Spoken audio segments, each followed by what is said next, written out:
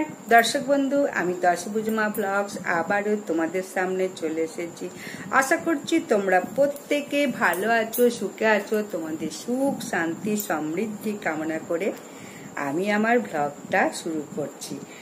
पुजो पाठ तो लेगेई थाकबे, जे जत पुजो करते पारबे तार ततई मंगल। समय पाओ और ना पाओ सब समय बोलबो पुजो पाठ अंतत एकटू होलेओ करो, जखोनी होक सारा दिने जखन समय पाबे। एर कोनो विकल्प नेई। एई पुजो पाठ करले जे फल पावा जाय अन्य किछु करले किन्तु सेई फल पावा जाय ना।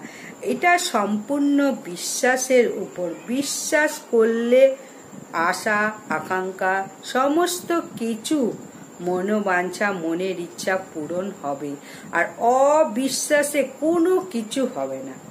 এই যে কৃষ্ণ জন্মাষ্টমী, রাধা অষ্টমী, গণেশ পুজো, কৌশিকী অমাবস্যা পরপর পরপর লেগেই আছে। প্রত্যেকটা পুজোর এক একটা মাহাত্ম্য।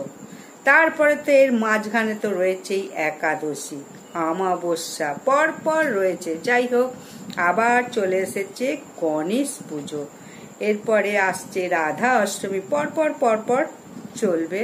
তাই পুজো যত করতে পারবে ততই সংসারের মঙ্গল, গৃহের মঙ্গল। যত যাই কাজ থাক সারা দিনে অন্তত একটু হলেও পুজো পাঠটা করো, তাহলে এতে সুখ শান্তি সমৃদ্ধি তো মিলবেই এবং সমস্ত রকম দুঃখ দুর্দশা অশান্তি অর্থকষ্ট সমস্ত চলে যাবে। অনেকে কি করে প্রচুর অর্থ ইনকাম করে কিন্তু শান্তি আছে কি ঘরে? শান্তি নেই।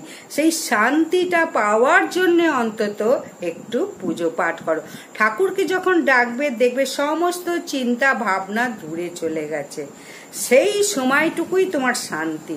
তাই শান্তি পাওয়ার জন্য অন্তত একটু ঠাকুরকে ডাকো বা পুজো পাঠে সময় দাও। এই উপদেশটুকুই দেবো, অনেক জ্ঞান দিয়ে দিলাম। যাই হোক, তোমাদের ভালো লাগছে কি লাগছে না জানি না। আজকে গণেশ চতুর্থী সম্বন্ধে আমি বলবো।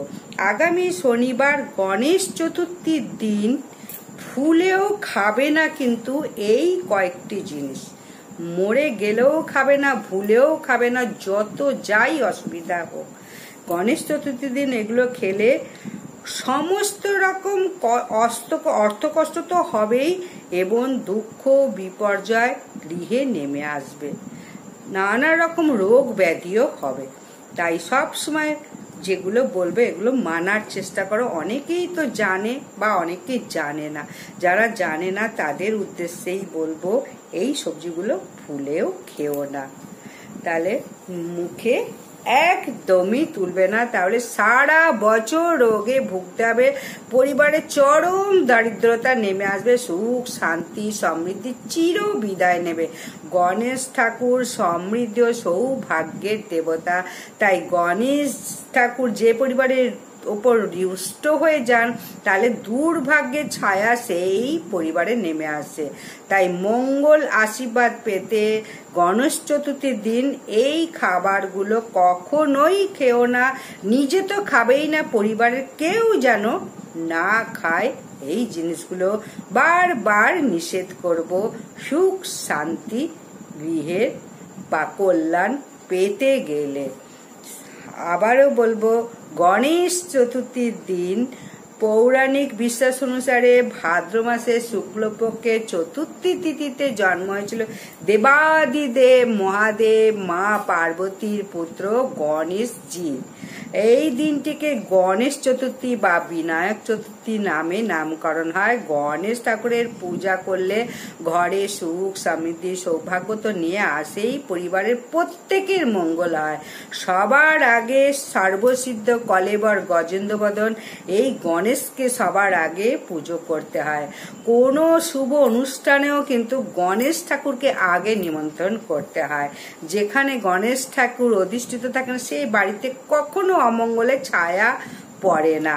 গণেশ চতুর্থী দিন অত্যন্ত শুভ।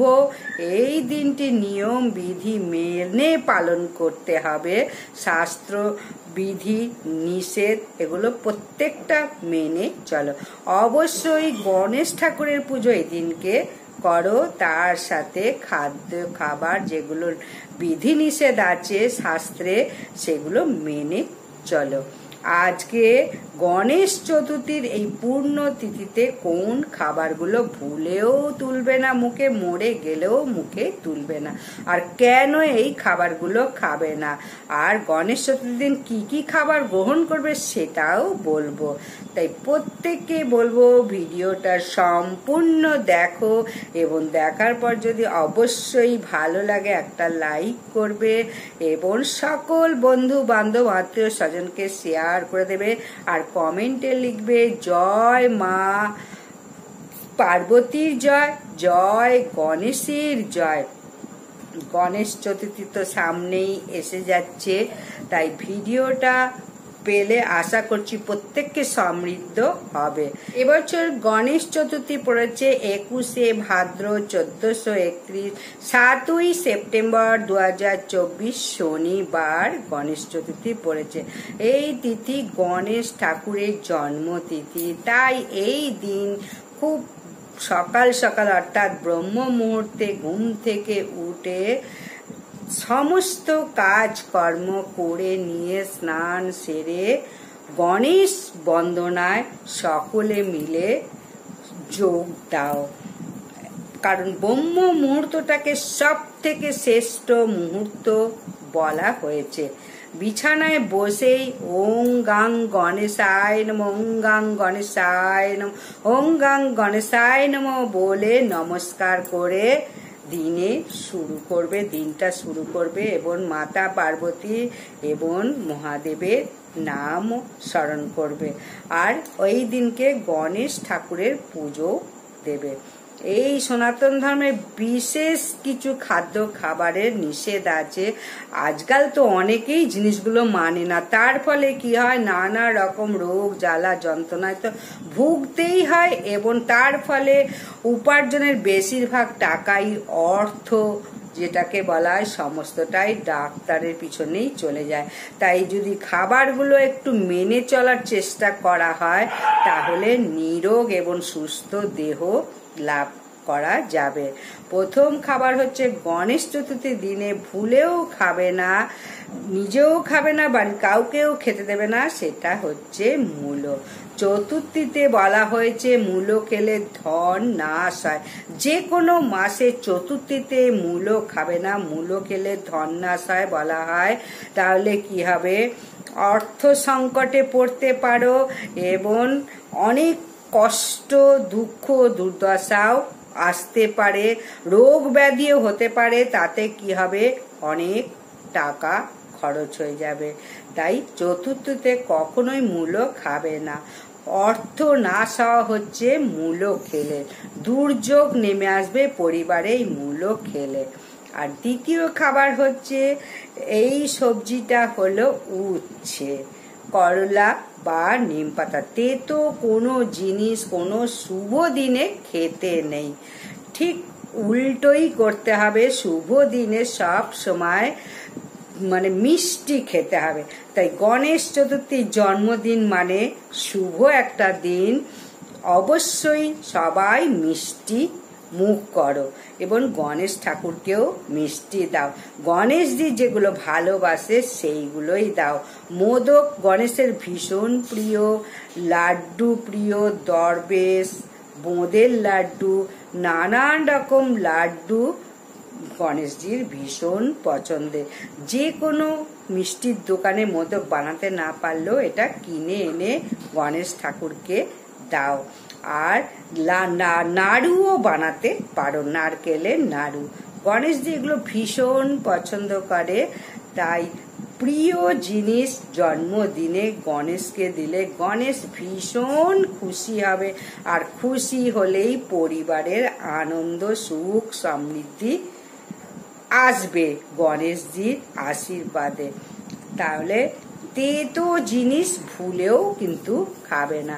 অনেকের প্রশ্ন, তেতো তো খুব ভালো, উপকার শরীরের পক্ষে, তাহলে কেন খাওয়া উচিত না? তাই কোনো শুভ দিনে তেতো জিনিস খেলে তিক্ততা বাড়বে। পরিবারের সঙ্গে, আশেপাশে কোনো প্রতিবেশীর সঙ্গে এই শুভ দিনে যদি তেতো খাও, অবশ্যই তিক্ততা আসতে পারে। তাই পরিবারের কাউকেই এই তেতো জিনিস খাওয়াবে না, নিজেও খাবে না। এরপর তৃতীয় জিনিসটা আমিষ জাতীয় জিনিস কখনো খাবে না। হিন্দু পরিবারে কি হয়, মেয়েরাই উপোস করে, মেয়েরাই খায় না সমস্ত কিছু জিনিস। বাড়ির ভিতরে বাকি সব কিছু হচ্ছে, মাছ মাংস রান্না হচ্ছে, অন্যান্যরা খাচ্ছে যারা উপবাস করছে না, কিন্তু মহিলারাই খাচ্ছে না, বাকি সবাই খাচ্ছে। কিন্তু পরিবার মানে হচ্ছে ছেলে মেয়ে ভাই বোন, মা বাবা দাদু ঠাকমা সকলকে নিয়ে। তাহলে সকলের মঙ্গলের জন্যে অবশ্যই প্রত্যেকে নিরামিষ খাওয়াও, নিরামিষ অনেক রকমের রান্না করা যায়। তাই ভালো ভালো রান্না করো, কিন্তু নিরামিষ করো। আমিষ জাতীয় খাবার সেদিনকে একদম খাবে না, ভুলেও খাবে না, কেউ খাবে না। এরপরে চতুর্থ খাবার বলবো, যে কোনো নেশা জাতীয় জিনিস কিন্তু খেলে বিশাল ক্ষতি হয়। নেশা জাতীয় খেলে কি হয়, একটা মোহ হয়ে যায়, তাতে শরীরের অনেক রকম ক্ষতি হয়, স্বাস্থ্যের অবনতি হয়, পয়সার অপচয় হয়। তাই নেশা জাতীয় জিনিসও কখনো ওই পুজোর দিন কেন, অন্য কোনো সময়ও বন্ধ করো। তাহলে কি হবে, নেশা করলে জীবনে দুর্ভাগ্য নেমে আসবে। আর যদি জীবনে সমৃদ্ধি সুখ শান্তি পেতে চাও, তাই এই সমস্ত খাবারগুলো থেকে দূরে থাকো। গণেশ চতুর্থী দিন তো কখনোই খাবে না এই সব খাবার। গণেশ চতুর্থীর দিন জীবনে সুখ শান্তি সিদ্ধি লাভ করার জন্য গণেশ ঠাকুরকে অবশ্যই পুজো দাও। যদি বিগ্রহ থাকে গণেশের, সেদিনকে লাড্ডু, নারকেলের নাড়ু এবং মোদক এই সবগুলো দাও। আর গণেশের প্রিয় ফুল হচ্ছে জবা ফুল, হলুদ ফুল, পদ্ম ফুল। আর সব থেকে সন্তুষ্ট হয় গণেশজি দুব্বা দিয়ে পুজো দিলে। প্রতি বুধবার তো দুব্বা দেবেই গণেশকে, বুধবারে আবার গণেশের জন্মবার। তাই 21টা দুব্বাকে 3টি ভাগে ভাগ করে নেবে এবং 7টা করে 3টে ভাগ করবে। লাল হলুদ সুতো দিয়ে সুন্দর করে বাঁধবে, বেঁধে একটা বাঁদিকে একটা ডান দিকে একটা মস্তকে এই দুর্বাগুলো দেবে। পূজা শেষ হয়ে গেলে সকলে মিলে প্রসাদ গ্রহণ করো। আশেপাশে পাড়া প্রতিবেশী সবাইকে যদি লাড্ডু মোদক বিলি করো বা দাও।